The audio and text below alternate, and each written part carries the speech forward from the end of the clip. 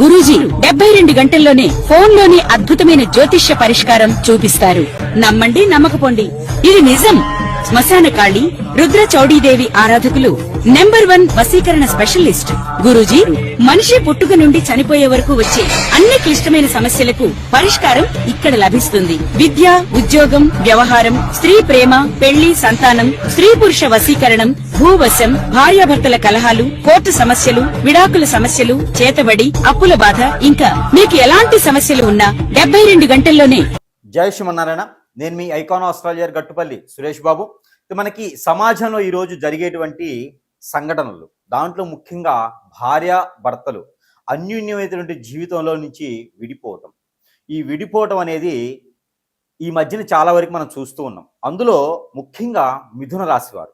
ఈ మిథున రాశి వారు చూడటానికి చాలా చక్కగాను, సున్నితంగాను, చాలా అమాయకులుగాను, చాలా సెన్సిటివ్ పర్సన్స్గా ఉంటూ ఉంటారు. అలాంటి వారికి మంచి మేధాశక్తిగా వారికి వారు ఆలోచించిన తత్వం అన్నీ ఉంటాయి. కానీ పెళ్ళి అయిన తర్వాత భార్యాభర్తలు ఎడబాటు భారం, ఇది అందరూ కూడా సహించుకోలేనటువంటి సంఘటనలు. ఇవన్నీ కూడా జీవితాల్లో ప్రతి ఒక్కరి జీవితంలో కూడా చవి చూసినటువంటి విషయాలు. కానీ ఒక్కొక్కరికి ఇప్పటికి కూడా కారణాలు తెలియట్లేదు. అలాంటి కారణాలు ఏమై ఉంటాయి? ఒక్కసారి ఎప్పుడైనా పరిశీలన చేసుకుందామా? ఒక్కసారి మనం గమనిద్దాం. అసలు భార్యాభర్తలు ఎందుకు విడిపోతారు? ఈ విడిపోయేటువంటి సందర్భంలో ఏం జరిగితే విడిపోతారు? ఒక్కసారి మనం చూసినట్టయితే కనుక జాతక ప్రకారంగాన ఏదైనా లవ్ మ్యారేజ్ ఉందా? మిథున రాశి కాబట్టి లవ్ సక్సెస్ అవ్వదు, గ్యారెంటీ. ఒకవేళ మొండిగా మూర్ఖంగా లవ్ అనేది మ్యారేజ్ వరకు వెళ్ళిందా అంటే ఖచ్చితంగా వారికి ఎడబాటు భారమే ఉంటుంది. ఎక్కువ శాతం వారికి అట్రాక్షన్ గుణం ఉంటుంది. కానీ లవ్ చేసే తత్వానికి మిథున రాశి వారికి ఆషామాషిగా అయితే వారు మనసుని నొచ్చడం అనేది కొంచెం కష్టమైనటువంటి విషయమే ఉంటుంది. కాబట్టి మిథున రాశి వారు ఎవరైనా పెళ్లి చేసుకుని ఉంటే కనుక జాతకములో మినిమం 22 పాయింట్లు అయితే కలవాలి. దాంట్లో ముఖ్యంగా నక్షత్ర మైత్రి, లగ్న మైత్రి, రాశి మైత్రి అనేది కలవాలి, యోని మైత్రి అనేది కలవాలి. లేకుంటే కనుక మిథున రాశి వారితో ఎడబాటు భారం అనేది ఖచ్చితంగా ఉంటుంది. కాబట్టి మిథున రాశి వారికి ఈ యొక్క ఎడబాటు భారం ఎందుకు వస్తుంది అంటే కనుక వారు చూడటానికి అందంగాను, చాకచక్యంగాను, తెలివితేటలతో ఉంటారు. కాబట్టి వారి మీద ఏదైనా కన్ను వేసి హిప్నాటిజం, బ్లాక్ మ్యాజిక్, వశీకరణం, బాగలముఖి, భానుమతి, యక్షిని, స్పిరిట్, మందు పెట్టడం లాంటి ఏదైనా క్రియలు జరిగాయేమో అందరూ గమనించుకోలేకపోతున్నారేమో. మూర్ఖంగా మొండిగా ఎందుకు జరుగుతుందిలే, మనం మంచివాళ్ళం కదా అనుకుంటారేమో. లేదు లేదు, ప్రతి ఒక్కరు కూడా మీద కూడా ఈ మధ్యకాలంలో ఏం జరుగుతుందంటే కనుక అంతా పెళ్లి చేసుకునే బంధం ఏర్పడిన తర్వాత, పిల్లలు పుట్టిన తర్వాత కష్టమో నష్టమో పిల్లల వరకు అంటారు. ఆ తర్వాత కూడా విడిపోతున్నారు. చిన్న చిన్న కుటుంబాలుగా అయిపోతే చెట్టుకోలు కుట్టుకోలు అయిపోతూ ఉన్నారు. దీని అంతటికి కారణం ఏంటంటే కనుక ఇప్పుడు మనం అనుకున్నటువంటి క్రియలు. ఇలాంటి క్రియల వల్లనే ఎవరి మీద, భార్య మీద, భర్త మీద కన్ను వేయటమా, లేదా పిల్లల మీద కన్ను వేసి పెద్దవారిని ఒక మాదిరిగా ఎడబాటు భారం చేయటమా చేస్తే కనుక ఖచ్చితంగా ఆ ఒక ఇబ్బంది అనేది మన మీదే ఉంటుంది. భార్య అయినా భర్త అయినా ఎడబాటు భారం ఉంటుంది. దీనికి కారణాలు ఏమిటంటే జాతక ప్రకారంగా 30% అయితే కనుక ఇలాంటి కారణాలు చేయడం ద్వారా 70% మంది విడిపోతూ ఉన్నారు. ఇకపోతే స్వార్థం, ఎవరికి కలిసినటువంటి స్వార్థం వారు చేసుకుంటూ ఉన్నారు. ఇక అన్నిటికన్నా గొప్ప విషయం ఏంటంటే కనుక ఎఫ్ఐఆర్స్ పెట్టుకోవటం. ఆఫీసుల్లోనో, కొలీగ్స్ అనో, అదనో ఇదనో, పాత పరిచయాలనో ఎఫ్ఐఆర్స్ పెట్టుకోవటం. ముఖ్యమైనటువంటి కారణాలు అయితే ఇవే ఉంటాయండి. దాంట్లో అతి ముఖ్యమైనటువంటి కారణం ఏంటంటే కనుక మీ మీద జరిగేటువంటి చెడు క్రియలే, అవే ముఖ్యమైనటువంటి కారణము. కాబట్టి మీకు ఎక్కడైనా సమీపంలో గురువు ఉంటే కనుక మీ సమస్యకి పరిష్కార మార్గం చూపించే విధంగా ఉంటుంది. కాబట్టి అలాంటి ఏదైనా జరిగి ఉండొచ్చేమో ఒక్కసారి గమనించుకోండి. మన జాతక ప్రకారంగా అయితే కూర్చుని పెట్టుకుని మాట్లాడితే కనుక భర్త అయినా భార్య అయినా సరే మళ్ళీ వచ్చి కాపురం చేసేలా ఉంటుంది. కానీ ఇలాంటి ఒక క్రియ జరిగింది అంటే మాత్రము అది చచ్చే మేర కూడా మీ దగ్గరికి వచ్చేలా ఉండదు. ఆ క్రియకి విముక్తి కలిగితే మాత్రమే మీ వద్దకు వచ్చేలా కనిపిస్తూ ఉంది. కాబట్టి మరొక విషయం, ఇక జాతకంలో కనుక కుజదోషము, రాహుకేతు దోషం కానీ ఈ యొక్క మిథున రాశిలో పుట్టినటువంటి వారికి ముఖ్యమైనటువంటి దోషం ఏంటంటే కనుక కలత్ర దోషం.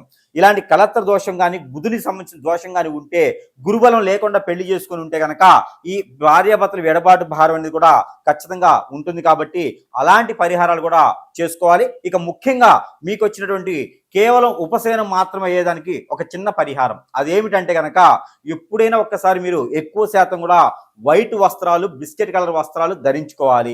ఇది ఖచ్చితంగా చేసుకుంటే అట్రాక్షన్ భావం అనేది కలుగుతుంది భర్త మీదైనా భార్య మీదైనా. ఇకపోతే మనకి పరిహారం వచ్చేటప్పటికి ఎప్పుడైనా ఒక్కసారి మీరు సుబ్రహ్మణ్య స్వామి వారికి అభిషేకం చేసుకోవాలి, లేదా ఏదో అమ్మవారికైనా కుంకుమర్చన చేసి ఆ కుంకుమని ధరించుకుంటే కనుక మీకు ఈ యొక్క భారం అనేది తగ్గుతుంది. ఇకపోతే హనుమాన్ సింధూరం ఉంటుంది, మీకు అందరికీ తెలిసిన విషయమే. ఈ హనుమాన్ సింధూరము ఒక 20 గ్రాములు 30 గ్రాముల సుమారుగా ఒక పేపర్లో వేసి పొట్లం కట్టేసి మీరు ఇద్దరు పడుకునేటువంటి మంచం మీద ఆ పొరుపు కింద పెట్టేసుకొని 3 రోజులు నిద్రించిన తర్వాత ఆ పొరుపులోంచి తీసినటువంటి కుంకుమని ప్రతిరోజు ధరించుకుంటూ ఉండాలి మీ వారి పేరు చెప్పి.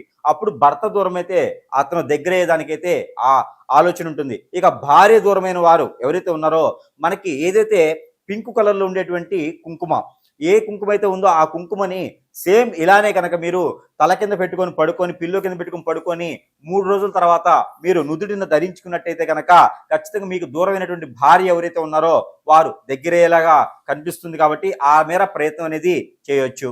ఇక ఇంకా కూడా మీకు సమస్యలు ఉన్నాయంటే కనుక ఖచ్చితంగా గురువుగారికి సంప్రదిస్తే మీకున్నటువంటి సమస్యకి పరిష్కార మార్గం ఖచ్చితంగా చూపించడానికి ఇది ఉంటుంది. మరొక విషయం ఏంటంటే కనుక మీది ఆసరాగా తీసుకునేటువంటి గురువులు అవకాశంగా మార్చుకుంటున్నారు. దాన్ని ఒక్కసారి చవి చూసుకొని ఎక్కడైతే గురువులు మంచిగా ఉన్నారో అక్కడికి వెళ్ళి చూపించుకుంటే కనుక మీకు ఖచ్చితంగా పరిష్కార మార్గం దొరికేలా అయితే ఉంటుంది. జై శ్రీమన్నారాయణ.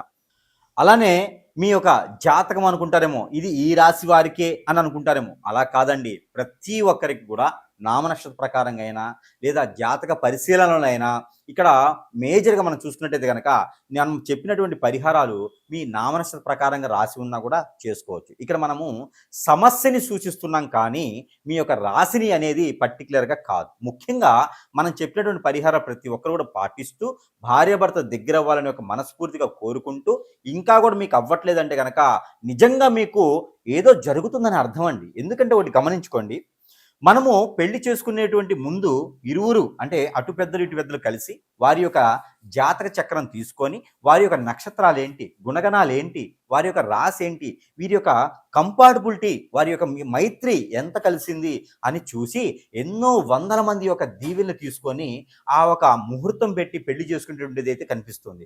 అలాగ పెళ్లి చేసుకొని విడిపోతున్నారు అంటే ఖచ్చితంగా మనం ఆలోచించుదాం, ఏదో కారణం అయితే ఉంటుంది కదా. ఆ కారణాన్ని మనము వెలికి తీయాలి, వెతకాలి.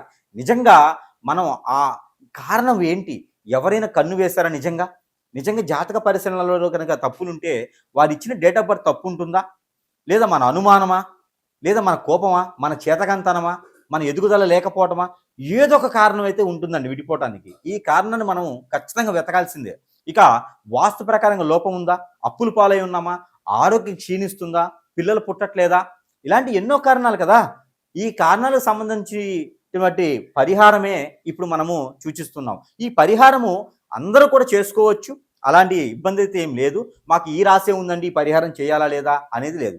పరిహారం చేసుకోవడం వలన సందర్భంగా సారంగా చేసుకోవాలి తప్పితే వాటి వలన నష్టపోయేది కానీ ఇబ్బంది పడేది కానీ లేదు. ఆ పరిహారం వలన మీకు మంచి జరిగిందా సంతోషం, లేదు అంటే కనుక నిజంగా మీ మీద చెడు వ్యసనంతో, చెడు కన్నుతో, మీ పెద్దల పూర్వీకుల దోషాలతోనో, లేదా మాట మంచి ఉన్నా లేదా డబ్బు ప్రకారంగా ఎన్నో రకాల సమస్యలు కొట్టుమిట్లాడుతుంటాయి. కాబట్టి ఇంకా ఏదైనా సమస్య ఉండి మీ మీద నిజంగానే కారణాలు ఉంటేనేనండి మీకు జరిగేటువంటి అనేజీ కావచ్చు, అన్ఫిట్ కావచ్చు, లేదా ఇంకేదైనా సమస్యలు కావచ్చు, ఇవన్నీ కూడా మీకుగా జరిగేవి కాదు, ఎవరో మిమ్మల్ని చేపిస్తున్నారు. ఇది మాత్రం గమనించుకొని సంప్రదించవచ్చు. ఈ సంప్రదిస్తే నిజంగా మీకు పరిష్కార మార్గం అయితే చూపించేదానికైతే ప్రయత్నం చేద్దాం. మీకు గ్రహరీత్యా దోషాలున్నా, మీకు జాతక ప్రకారంగా తెలియకపోయినా, లేదా మీకు ఇంకేదైనా ప్రకృతిలో దోషాలున్నా, మీకు ఇంకా కాలసర్ప దోషం, నాగదోషం, కుజదోషం, కలత్ర దోషాలున్నా, అలానే మీకు ఇంకా ఏమైనా సరే హిప్నటిజం, బ్లాక్ మ్యాజిక్, వశీకరణ, వాగల్ముఖి, భానుమతి, యక్షిణి లాంటి విద్యలు జరిగినా అవి మీకు స్వయంగా తెలియనటువంటి విద్యలు ఉంటాయి. అది మీకు డేట్ ఆఫ్ బర్త్ ఉన్నా లేకపోయినా కూడా నామ నక్షత్ర ప్రకారం కూడా చూసుకొని సంప్రదిస్తే కనుక ఇక్కడ కారణం ఒకటే, భార్యాభర్తలు పెళ్లి అయిన తర్వాత అన్యోన్యంగా ఉండాలి. అది రాజ్యాంగం, అది శాస్త్రం. లేదు అంటే ఏదో ఒక కారణం వల్ల విడిపోతున్నారు. ఆ కారణాన్ని వెతకాలి, దాన్ని సమశుద్ధంగా ఆ కారణానికి వైదొలిగితే ఆ సమస్యకి పరిష్కార మార్గం దొరుకుతుంది. సుఖంగా సంతోషంగా ఉండేటువంటి దాంపత్య జీవితం, పిల్లలు పెద్దలు అందరూ బాగుండాలనే ఒక సంకల్పంతో ఈ యొక్క పరిహారాలు చెప్పుకున్నాము. ఇవి అందరూ కూడా ఆచరించి పాటించి చేసి వృత్తులుగా చేసేసుకుని ఈ యొక్క మార్గాన్ని కూడా వెంచుకొని మీకు ఉన్న సమస్యని పరిష్కార మార్గానికి ఒక ప్రయత్నంగా చేయండి. జై